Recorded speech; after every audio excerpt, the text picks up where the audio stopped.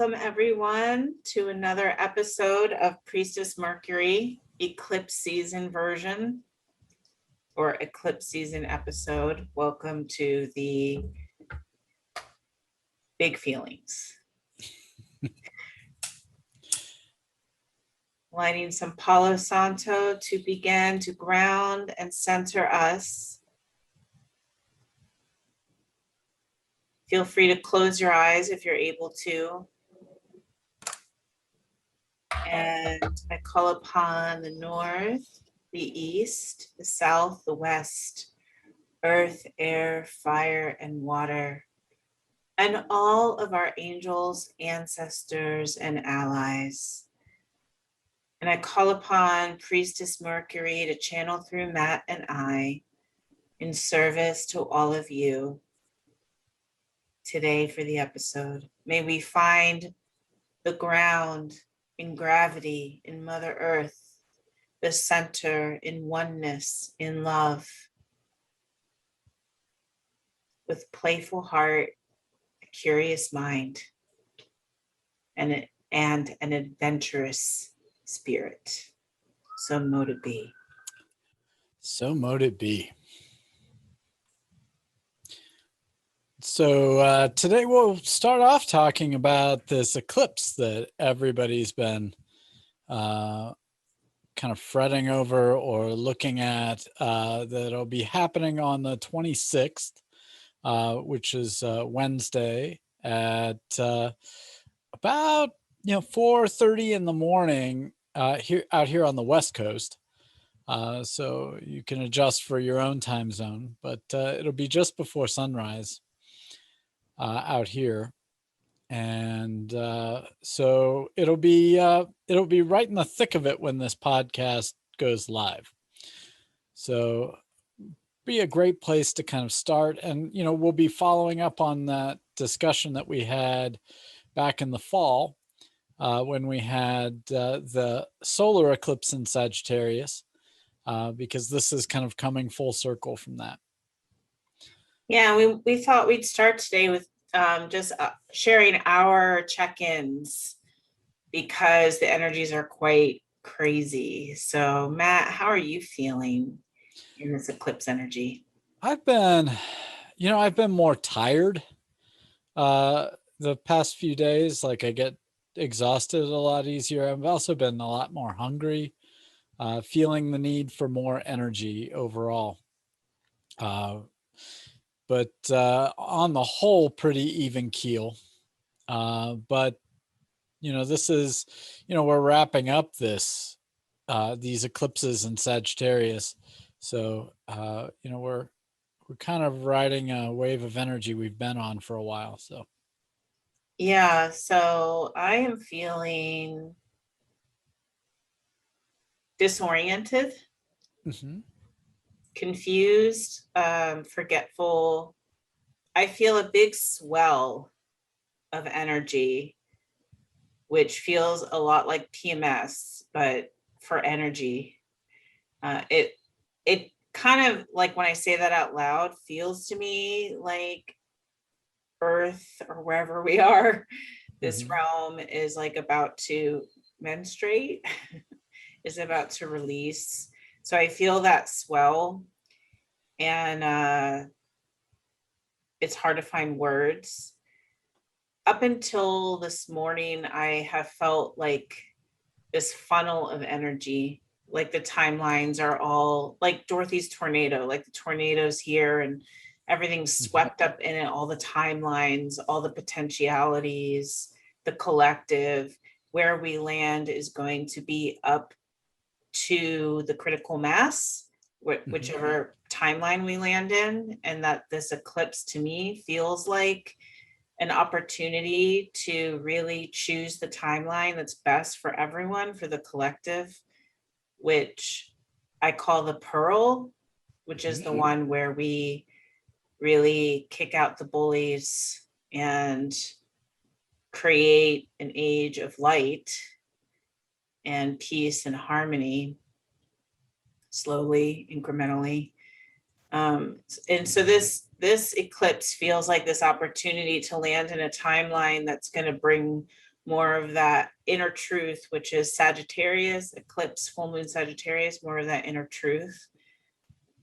Because Sagittarius is inner truth. So I am feeling, I guess, the way one might feel before a competition, if you're about to be in a competition and you really want to win. I feel nervous and expectant, and I want us to win. I want love to win. So I think I feel pretty attached. Yeah. And it feels like the disorientation is just because everything's shifting. The energies are shifting. And it's like really this opportunity collectively and in our personal lives to choose the reality that most reflects our inner truth. Mhm.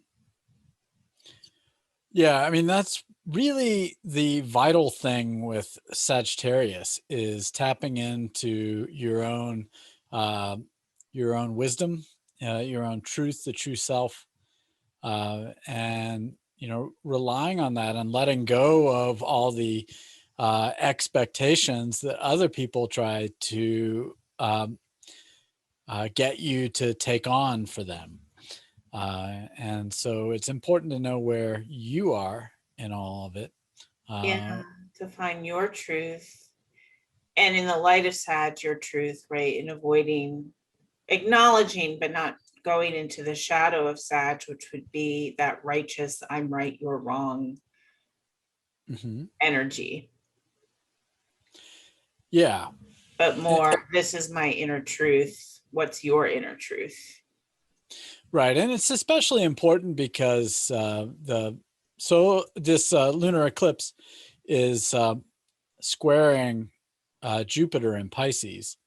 So Jupiter rules Sagittarius as well. So there's kind of a pressure being put on standing in your own truth, in a sense, because the ruler of that house is getting a big challenge to stand on its own.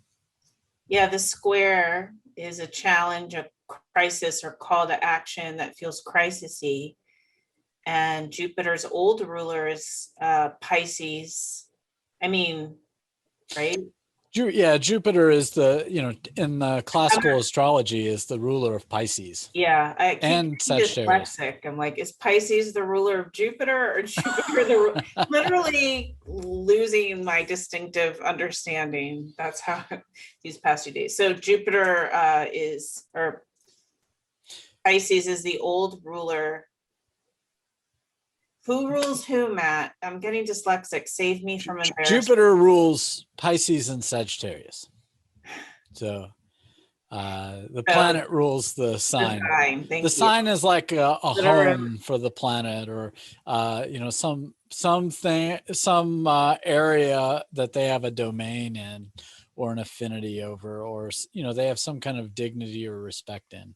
Yeah, so luckily or hopefully my dyslexia will help beginner listeners that the planet rules the sign, not the sign ruling the planet.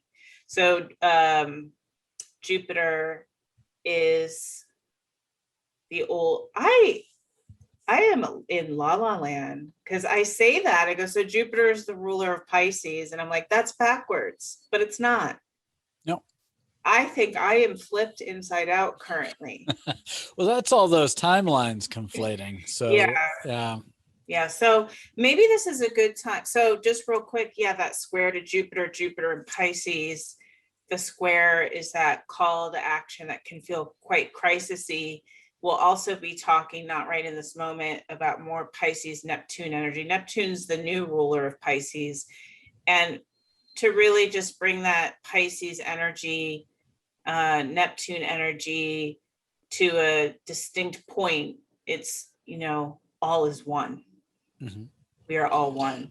And so that's the constant challenge right now, to get out of, you're not a part of me, this isn't a part of me, I'm only these good things and all the bad things are outside of me, to a place of all one. We are all one. There's good and bad in me. It's reflected outside of me, as above, so below, as within, so without, all one. And that in that all one, having that unconditional love and acceptance, radical love, radical acceptance. Mm-hmm. Yeah, it's that zoomed out perspective in which we recognize our part of the whole. Like we aren't separate from, even though our experience seems as though we're separate from everything, we're really not. We're only seeing like one slice of the reality pie, And it's, one layer of it. yeah, from the ego, which we want to honor too, that from the ego, or the conscious personality that forms in the brain through our developmental upbringing, that's the ego. And we need to honor that part. That part sees us as individuals separate from each other. Mm-hmm. And then it's both and. And when you go deeper and underneath the outer layer, we are all connected, and we are, in fact, we're all one, that we are all fragments of the whole, that we are all holographs of the whole. We're all, the microcosm contains the macrocosm, turtles all the way up, turtles all the way down. This is the teaching of Pisces. Mm-hmm. So that's the big challenge in many different ways right now. And that the Pisces and the Sagittarius energy, right, they square because they're both truth oriented. Sag is more about the mind and beliefs and that inner truth. And Pisces is more about the heart or the soul, the spirit, and that inner truth. So those two being really big right now inside of us, wanting to have that chafy conversation, that difficult conversation where the Sag part of us wants to be like, my belief is right, their belief is wrong, and we need to argue or war or fight about this. And Pisces says, all beliefs have their place. It's not about right or wrong. Mm-hmm. See that they are a part of you and you are a part of them, and that we're all connected. Yeah, Pisces calls us to think about where everything is going, that we're a part of that, and there's a need to adjust to it, to not always push against all the time. Sometimes that's necessary to establish a sense of self. The ego is has a function and a role that is helpful, but Pisces does remind us that we're not all of everything, but we are connected to everything. Yeah, and that, it's the both and, that we are supposed to be individuals. We have individual true selves. We're supposed to be snowflake, fingerprint, unique expressions. We're supposed to be. That's the point of being here. Because if we were supposed to just be all one globular mass, we'd just be back in the nebula. Like, we are supposed to have distinct, differentiated experiences. So the big thing that Sag in its shadow always wants to do, which we see so rampant, epic vocabulary is evading me anyway. Point being, that is that everyone's always either oring, like the ego or the soul, or bad gooding, and of course there's a place for bad gooding, and a place for either oring, but what that not in this energy right now. When Neptune comes in and Pisces comes in, it's about making your container large enough, your psyche, your heart, your being large enough to contain both. I can say I am distinctly a very spiritual, mystical individual, and I am completely connected to the atheist scientist that doesn't at all feel that truth in them. And I can say, you exist as much as I exist. You are a part of me. I am a part of you. Right. And in a sense that your experience, when you're talking to the other, is like, your experience is valid too. We can have, we have conflict. There's conflicting ways of looking at things, but ultimately all these truths have some validity to them. Yes, exactly. And the validity is the validity. So I feel like this is a good time to just kind of pull 3 cards for this eclipse.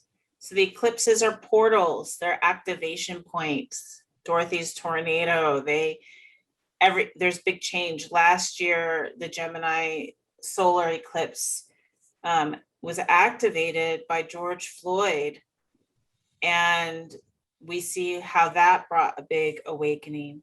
So I felt like it would be good to pull, and not to fortune tell per se, but just to get the archetypal energy of what this, for the collective, what this Sagittarius full moon lunar eclipse is initiating, activating. So I'm going to pull 3 cards right now.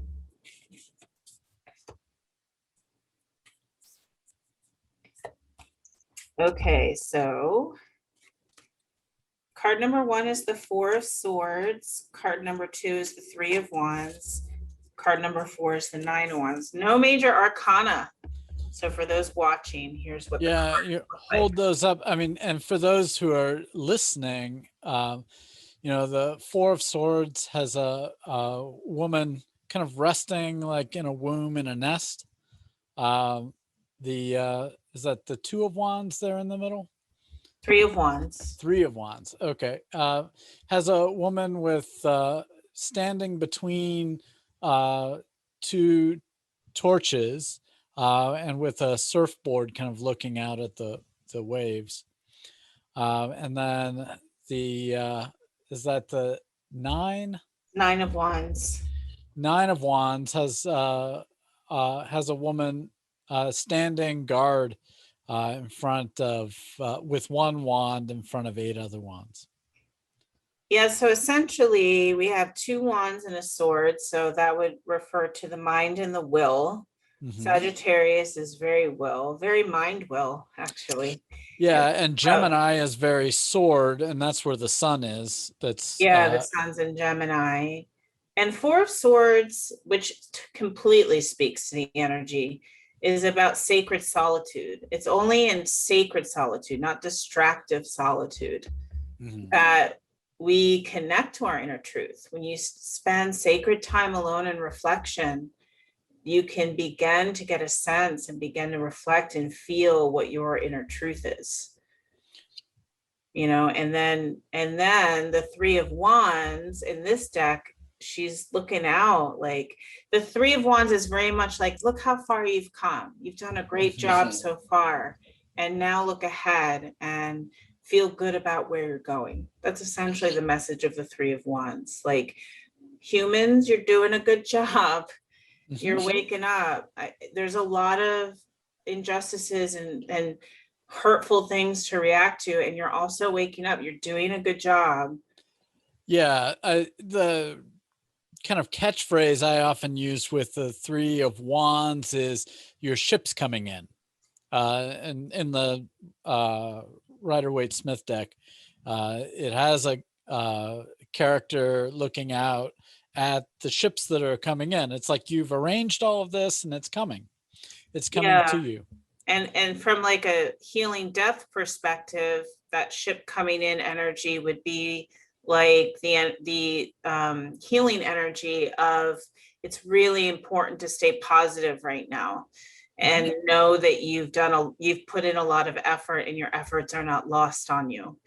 And to keep that positive, it's very much about an attitude and having a positive attitude, not positivity police or any of that crap, but just like having, knowing how far you've come. And then the 9 of Wands kind of takes it to that level, because 9 of Wands is very much about protecting your energy, protecting your attitude, protecting your inner truth. So there's that sense of whatever this eclipse is going to look like, there might be a lot of conflict. There might be a lot of some hurt, but essentially the energy, because it's lunar, so it might be speaking more to Right. our psyches than when we get to the solar Gemini coming up June 10th, I think that might uh, present more externally as an event, but this feels almost like it's getting us centered in our Mhm. psyches. Yeah, because sometimes like resting in that surety that what you've put out there is coming back to you in a good way, sometimes does require standing up and uh, putting up a defense and saying, no, I'm not going to be swayed by the doubts and the negative. And in here, it's like, we're not talking like the positivity police where we don't want to hear anything uncomfortable. But what we're saying is that there is that negative narrative that often happens where we dissuade ourselves from from our true self. We tell ourselves that we're bad at something, we're not good, we're not creative, we're not, and that, Self-doubt, yeah, insecurities, not feeling, I know for myself, I feel often like I'm the only one in the kind of realm that I'm in. So it can feel like, oh, is it true if there's no one else around me validating this? So all these kind of things, and that defending yourself or protection can look like many things too. It can be very quiet, it can be wearing your protection bag, your protection stones. I know for myself, protection for me is always saging and morning invocation. I need to do my yoga practice to protect my energy. Like the way that energy can leak in, negative energies can leak in within me or from the outside, has everything to do with how I care for myself. And when I'm truly tending to myself, like a garden with proper hydration, food, nutrition, evocation practices, then I don't have any hole. Like there's no leaks. There's no right. like subconscious ways for things to get in. And it's so easy to forget those things. Like Hmm. it's so easy at the end of my workday with clients to forget to sage and say thank you to everyone and close the energy. And if I don't do that, how it can be so easy for me to just, because I've taken in so much energy, to just like not know what's mine or someone else's. And Right. then it's like such a metaphor for what lives in everyone in your own specific way. Like what's yours, what's somebody else's, what is ancestral, Hmm. like whose energy is this? Whose Right. feeling is this? Yeah, because that Four of Swords is about, in some ways, it's about setting self boundaries. Like, what am I going to not, I'm going to set boundaries even for myself. Whether it's keeping my practices uh, where I'm going to get recharged, or whether it's, I know I need 15 minutes of solitude, or I Yeah, need meditation. the solitude is really what it speaks of as the boundaries, very specifically in that Four of Hmm. Swords. That if you don't give yourself, and so many people don't, you just go from one relationship to the next all day, all night, tasking, caretaking, busy. And what a difference it makes if you can take 5 minutes, 10 minutes, Right. quiet, sacred reflection. And that's where something like meditation really helps, because the meditation helps you to shut off the ego for a little bit, to allow a space where you can be comfortable with who you are, and not have all the judgments creep in, and not get Or, attached to them. or they do creep. I mean, when you're meditating, it's like building a muscle of being able to witness all the Right. insecurities and doubts and thoughts without living in them, which is the power of meditation. And let's be honest, most people won't and don't meditate. And if you can't get there yet, just to like stare out the window, just to quietly reflect, like find your edge and don't make your edge too far away that you can't achieve it. If you know that you suck at meditating, Hmm. just try staring out the window for 5 minutes. I mean, start small. These little tiny things that you can do for yourself, listening to the birds. I find that when I take this little 3/4 mile loop outside my place and just spend 17 minutes listening to the birds chirp and walking. It's a complete energy clearing. Right. And then I am able to find my truth again. So find where your edge is. Of course, a meditation and a yoga practice or a Tai Chi or Qigong practice are, super advanced level for any human. And if you can't get there, find the next best thing and know that it's all fruitful. It's Yeah. all super fruitful. Yeah. I know for myself, I found that like mantra meditation works really well because I just have this reel that I'm spooling through, and as the thoughts come in, it's like I'm always coming back. I have the concrete thing to come back to, which really helps. Yeah, you like that, the mantra meditation. Yeah, there's mantra meditation, there's walking meditation, Mhm. there's Kundalini yoga meditation or Vinyasa yoga, there's Qigong, Tai Chi. These advanced practices are specifically designed to connect your mind to your body in a very powerful way. The same way it is when you're like on an elliptical or lifting weights. You're like specifically targeting like physical strength. Well, this specifically targets the connection of mind back to body, which we all are in dire need of because that split has us all in ruins. Mhm. And so it is really important. A lot of people have a misconception about these things too, that you're supposed to feel peaceful when you're doing it. And it's like, nope, you just need to do it. You just need to watch your racing thoughts for 5 minutes. And you just need to watch your thoughts go, I don't want to, the whole time you're in your yoga practice. It's more about having the discipline to be uncomfortable for a period of time. Yeah. Yeah, really, that's all it comes down to. I mean, it's like, when you have to clear that cache file in your computer because it won't run the internet very quickly. That it's the same thing that's happening in meditation. The thoughts are going to come in. That's normal. If you're doing that, by the way, Forever. they'll come in. It's a practice of not attaching to them. And That's that takes practice. So. Well, and it might be like that your whole life. Another thing to demystify is it's building the muscle of having space between you and your thoughts. That's it. Mm-hmm. Yep. Because when you can name it, when you can say, I feel very angry, there's a narrative going on that I'm the victim here or whatever it is. If you can name it, you have space. And if you have space, you have choice. And if you have choice, you're the creator and sovereign over your own self. Mm-hmm. If you can't name it, you're living inside of it, thinking that that's who you are and what it is, and you have no choice.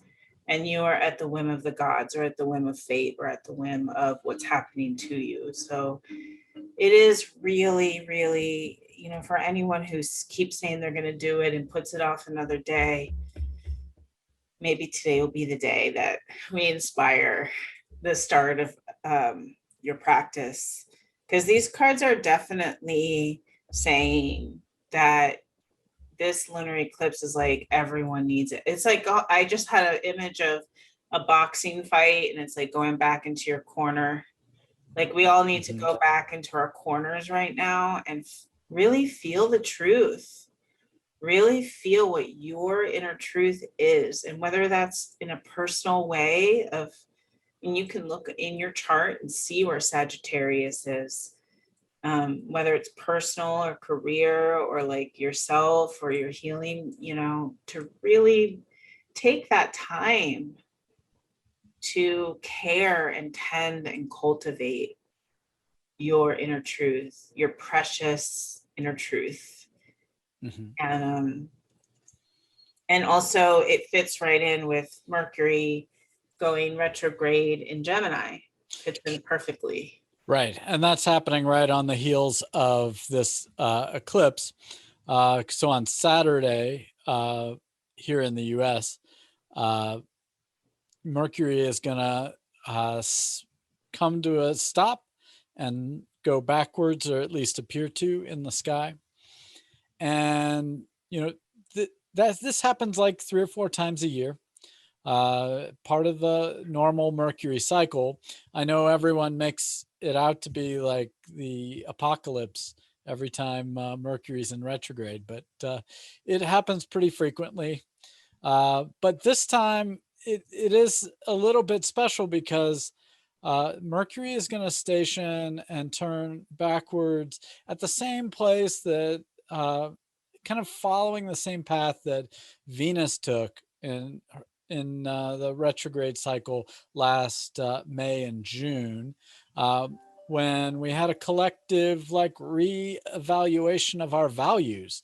Like, what are we, what are we going to value about, for instance, like how people are being policed in the country was a big theme that came up last year.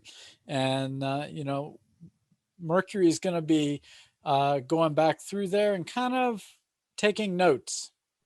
Yeah, and just to stop and talk about Venus for a second, that we were talking last night, remember, about wanting to remind everyone or inform everyone who doesn't know that a lot of talk about Venus is centered around the Aphrodite aspects, like, lust and attraction and beauty.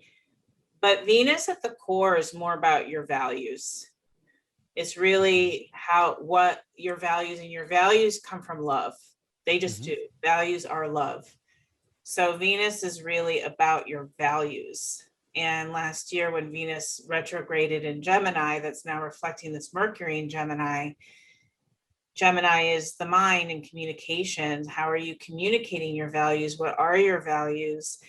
With the Mercury retrograde happening now, it's like, how am I communicating my values?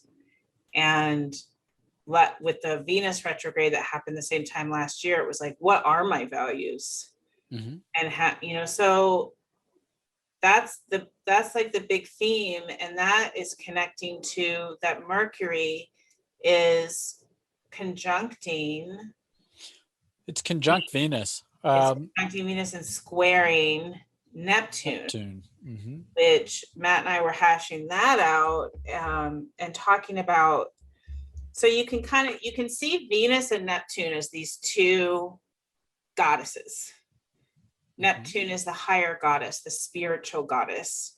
Venus is like the human goddess, the goddess in you, the feminine goddess, whether you're female, male, non-binary, however you identify. The feminine goddess in the human is Venus. The spiritual, celestial oneness of all is Neptune. And so we were using the metaphor that they're in a bar or a cafe having a conversation, Neptune, because it's a square. So a square is a conversation, but it's a difficult conversation where Venus is wanting the truth, just like Neptune's wanting the truth. So this is happening inside of you. The Venus part of you is the part of you that's like, this is my truth, and I want you to pay for not recognizing it. Or however the lower vibration of the goddess lives in you. Some people, it's like, retribution or revenge. Some people, it's like withholding, like, help me out here, Matt. Yeah, well, I mean, one of the things that, in terms of our values, and probably the better way to think about Venus there in the lower mind is fairness. Or lower heart. Yeah. So Venus wants things to be fair, and they're not always fair. And so Venus will rightfully point that out and call out the unfairness. The thing is that sometimes that goes a little too far and gets way out of whack and out of balance. So we can, instead of wanting the unfairness of the situation corrected, sometimes we do feel like it would appease us more if the person or the group or whatever that did us wrong were punitively dealt with, so that there's a kind of punishment, or that there's an eye for an eye kind of mentality. But that's not Neptune's always there to remind us that that's not really justice in the long game. Yeah, so again, like kind of going back to the ego and the soul, where there's, both, and there is that ego or Venusian sense of eye for an eye, fairness and justice. And then Neptune comes in as this larger goddess of oneness that says that they are a part of you. And we were talking about this last night, and I immediately thought of my abusers and perpetrators, and how I do feel like they are a part of me and I am a part of them, and I forgive them. Mm-hmm. And how did I say it last night? Do you remember that one line? No. It's all gone. It's all Yeah. lost. It was a very passionate conversation because we were both really in it and feeling it about, and I was, I was talking about it in my own life and you in your own life, like that Neptune, the goddess in me, the Neptune goddess is the part of me that says, I forgive you, abuser. Mm-hmm. You are a part of me. I'm a part of you. We all are part of each other. Mm-hmm. Whereas the Venus part of me is like, you should pay. Only, and it really started with the first abuser in my life. Didn't go to jail, never even admitted, came clean to what he did. Mm-hmm. But that's what I remember. Here we go. So that justice from a Venusian point of view is like, there will be justice when you pay, abuser. Mm-hmm. And then for me, I feel I have found justice in my life for the original abuser and the abusers since. And that justice has come to me because I love myself. Mm-hmm. That is the justice. Right. And this is the Neptunian justice, is that I'm free, I'm liberated. They don't have a hold. The original him has no hold over me anymore. I do not feel chained to him. I do not feel all of my insecurities, all of the brokenness, all of the pain, everything I went through because of him, I have healed. Mm-hmm. So, and that's the part that we really need acceptance, is that even though they did it, we have to heal ourselves. Mm-hmm. And when you can really make peace with that, then I have liberated myself. He never admitted to what he did. He never went to jail for what he did.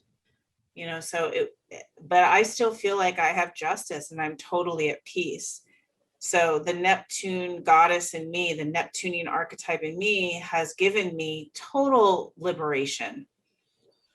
Yeah, and that's the ultimate, like, sometimes if you're really close to the situation, it's hard to get there without going through the Venusian pleas for justice and fairness. Yeah, again, let's remind us, we're not either or in here. We're not right. Like choose Neptune over Venus. Right. This is a square, this is a conversation. Neptune says to Venus, and yeah, as myself as an example for everyone in the collective, I went through the anger stage of fuck you. How could you do this to me? I wish this upon you. You go through these stages of empowerment. You go through the Venus stages bring empowerment, where you need to call out unfairness, where you need to say, you are separate from me and you did this bad thing and it's not right and it's not fair. Mm-hmm. And then that gives you a certain healing, that gives you a certain, it's empowerment, the healing of empowerment. And then once you have empowerment, that's when Neptune can come in more. Mm-hmm. It's like this whole awareness we have these last chunky years about bypassing, mm-hmm. and how you cannot bypass, you cannot skip steps. that you can't go right to forgiveness if you don't have empowerment. Although some can, I'm sure. It's like not the same for everyone, but more often than not, empowerment, that third chakra, like having empowerment is really an important Venusian step. Like, hey, you've stomped all over my values. Fuck you. Right. I mean, there is an important thing. I mean, this is why it's a both and kind of thing. Yeah. Because if we didn't point out the injustices, we kind of glossed over those things, then nothing would really ever change, and we keep perpetuating these cycles. So something has to disrupt that. And part of that is the self-empowerment to call out and say, hey, this isn't This balanced. isn't right. This isn't fair. This isn't fair. This isn't right. Yeah. And then Neptune can come in after that's been named. Mm-hmm. And not just named, but talked about, and, meeting with other people getting together in numbers and saying, this isn't right. Mm-hmm. And I think we're very much collectively in that phase right now, too, of the empowerment phase of healing. And Neptune is still this kind of, I think still people might see Neptune as bypassing or somehow a negative thing or a privileged thing, Right.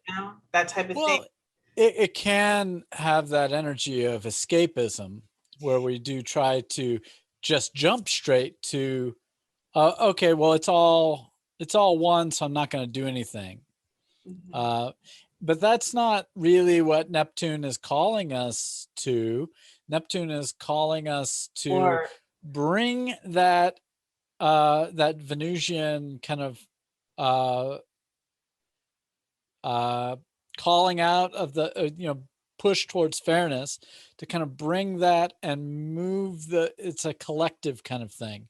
Like we're trying to move the collective and get real things to shift and change, and and ultimately also just that's what.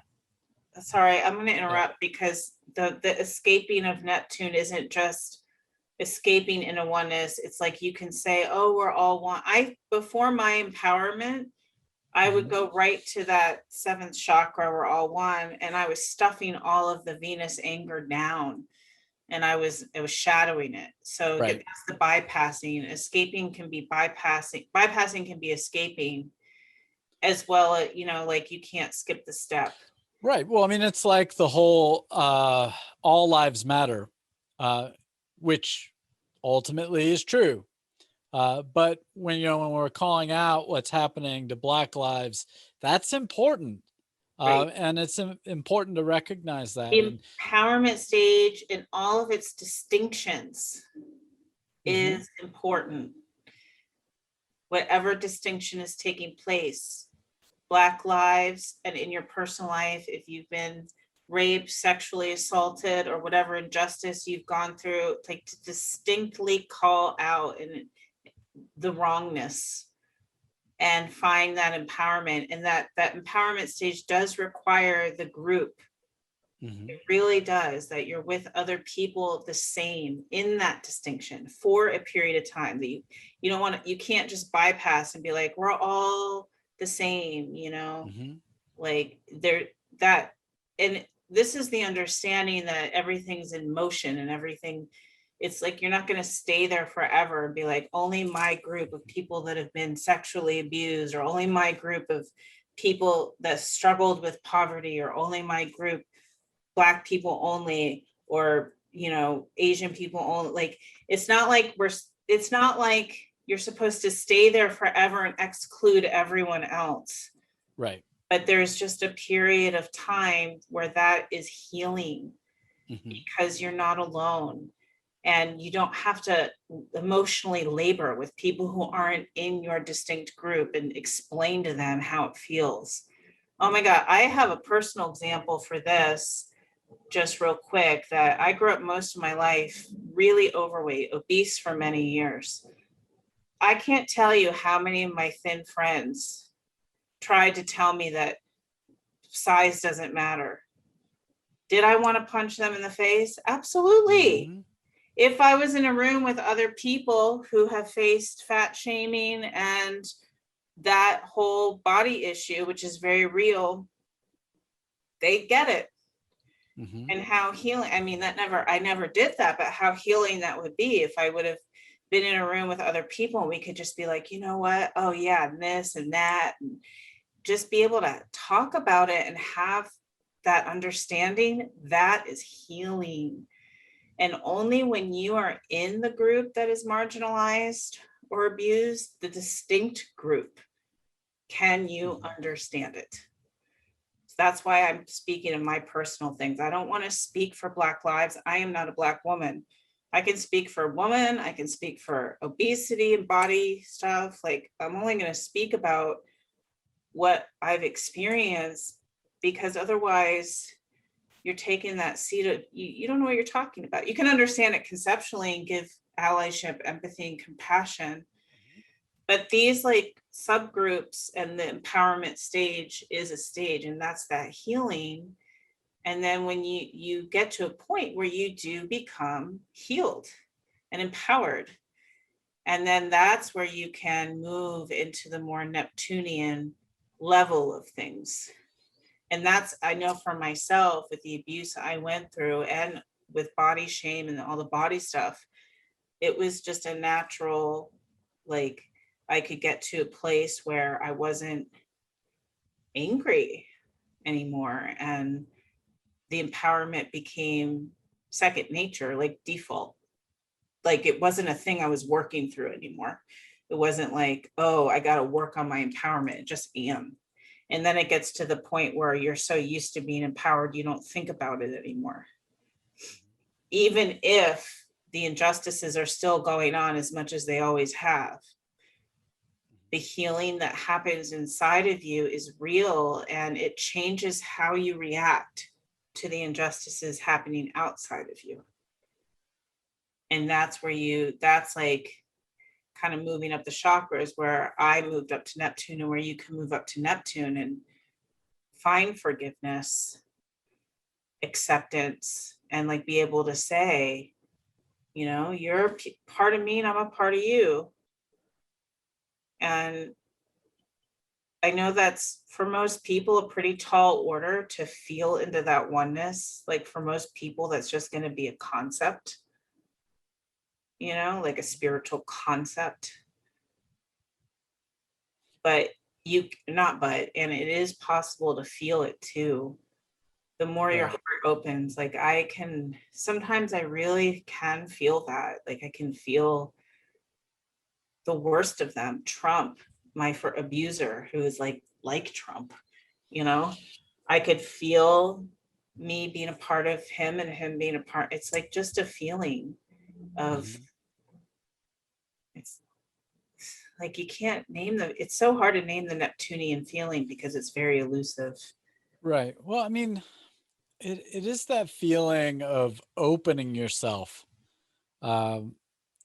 that happens where, well, it's vulnerability is really what it is. It's allowing yourself to be vulnerable to the point of saying, okay, I'm gonna open up and do the unthinkable here.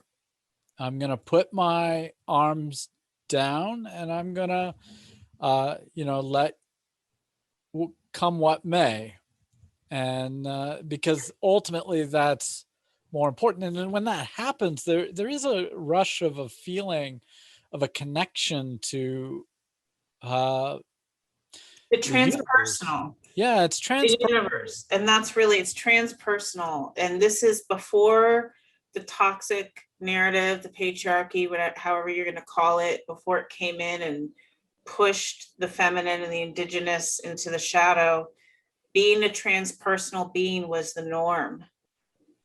That feeling yourself in the world was to feel your individual ego and your soul self, that's always connected to the ancestors, always connected to the galaxy, always connected to God, Goddess, all that is, always connected to spirit and oneness. That there never wasn't that. In the modern world with the toxic narrative, that's been cut. It's like Mhm. the cord's been cut and we're all flailing around like loose wire egos, like separate. And when you reconnect through spiritual practice, you really do, you feel the support of your ancestors, you feel Gaia, Mother Earth supporting you, you feel spirit. It's a feeling of being contained, held, not that who you are isn't just the ego. Mhm. And that feeling is natural. It's not otherworldly. It's not, only in the modern culture has it become this like new age woo woo or otherworldly or, you know, Right. stupid religion or however all these judgments are. Only in the modern world, but in the indigenous roots before all of that, it was just totally natural, like to just be a transpersonal being, that we are our eyes open, and through our eyes come the whole Mm. universe. And that's the part we've lost, and that's why we get trapped in the Venusian, why we get trapped in the lower gods. These Yeah, or the stories. material world, or we get lost in our separation from things. We separate ourselves all the time, and we can get lost in that. And that I think that's Neptunian energy is about recapturing your connection to everything around you, seeing the aliveness uh, of the planet, of animals, of everything, when even. you feel that aliveness, it is becomes who you are. When you're Mhm. lost in the separateness, you've been cut.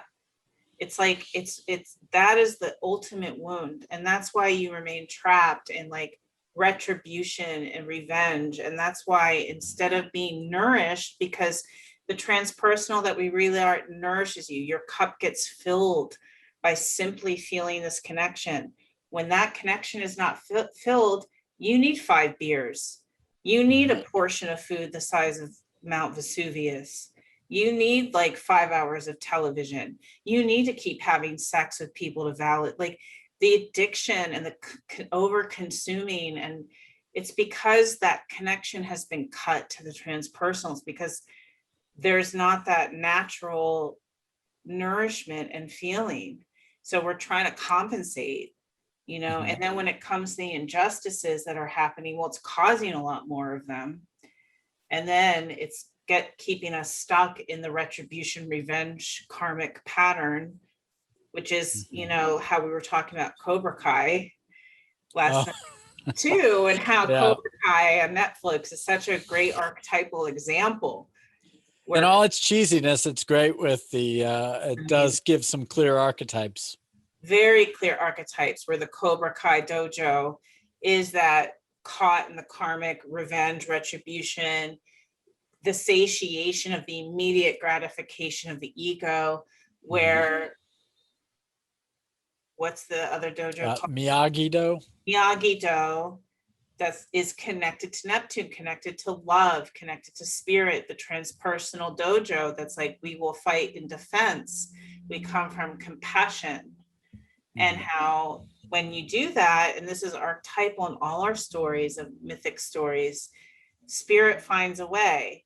Daniel finds a way to keep his car business going. Like the whole universe conspires to start moving things along. And that doesn't mean that injustices won't occur. I mean, Tibet Mhm. was demolished. Like the worst injustices happen to the most light, because that's the universe. The universe is dark and light. The bully is always going to enter the universe from nowhere and just ruin everything. That's Right. it's going to happen forever.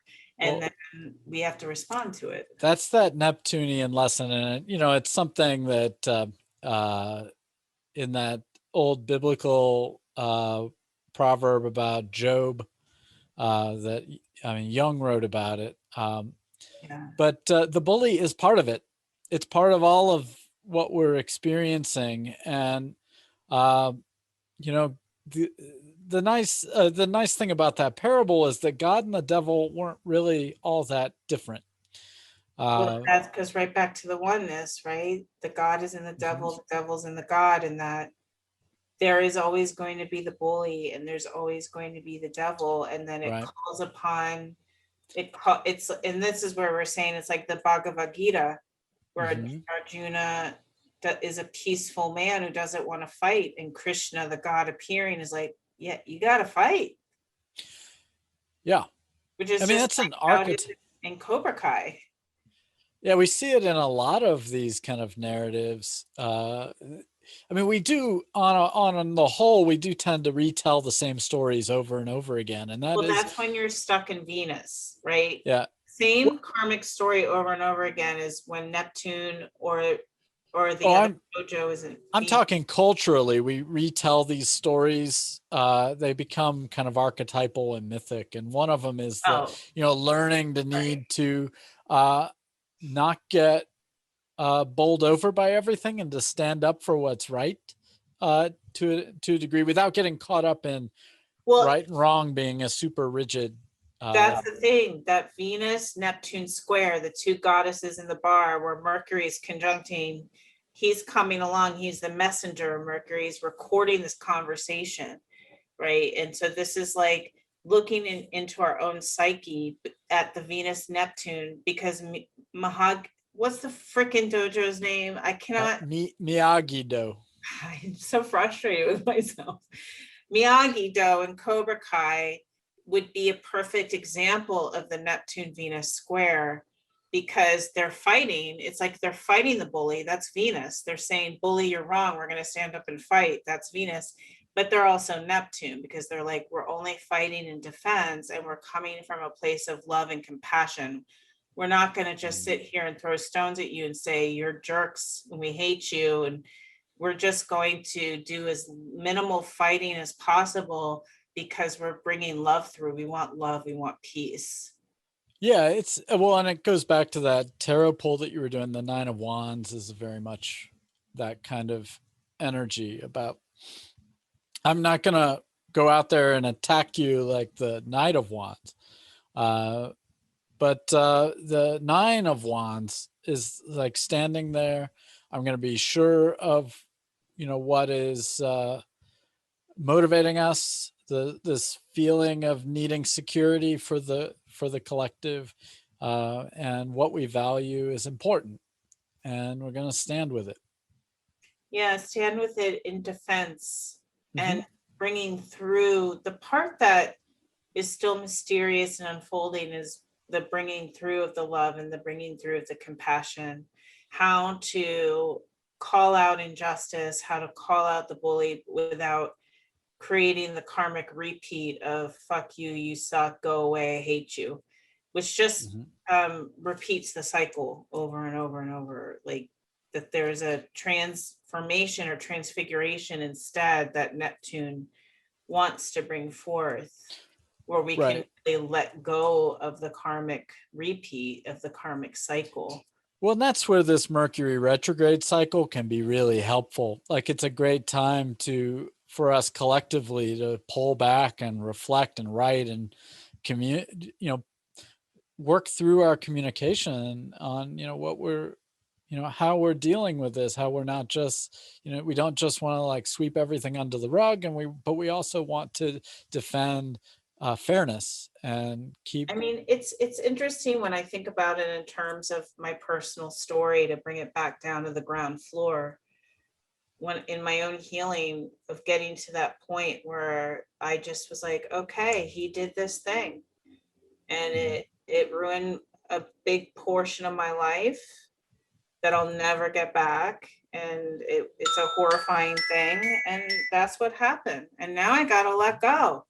I can't mull over this forever. I can't dwell in the grief forever. There's a point of letting go. Mm-hmm. And not only letting go that I'll never get back those years, or I'll never have it the way things should have been, but a letting go of him. Right. Like, I spent enough time thinking about you and caring about you and being astonished by you. So I think that's a big part of it, is that the things in the collective and in your own life, and again, this is just Neptune. This isn't the be all end all solution to all things. It's just the Neptune part of when getting to the point where you're tired of all your psychic energy being spent in shock, astonishment, and pain and anger. There's something to be said about feeling your feelings, and then there's something to be said about being done feeling your feelings, like moving on, letting go, and being like, this is life. Life will always have injustice, bullies, pain. How can you move through it? How can you heal? How can you acknowledge that, acknowledge yourself, acknowledge the perpetrator, and then let go and live your life the way that is still possible, that you in your own heart can have love, even in a world where there's the oppressor, even in the worst case circumstance, even if you're in solitary confinement, you still have two choices. You can go into a meditation, or you could spend your solitary confinement saying, fuck you, confiner. It's just, anyway, the bell rang. Yeah. We're at that time, but this is a conversation we'll be following up on, I'm sure. And we want to hear from you about what your eclipse experiences are like and how Mercury retrograde is going for you. And in particular, these kind of dynamics. You can leave us a comment on YouTube or email us at priestessmercurypodcast@gmail.com. We want to hear from you. You can book, you can reach out to us on our websites, see if we have availability, even book sessions with us. But until then, we're in the soup with you, and we'll see you. With you. Mm-hmm. Yeah, we'll see you again on the other side. Bye.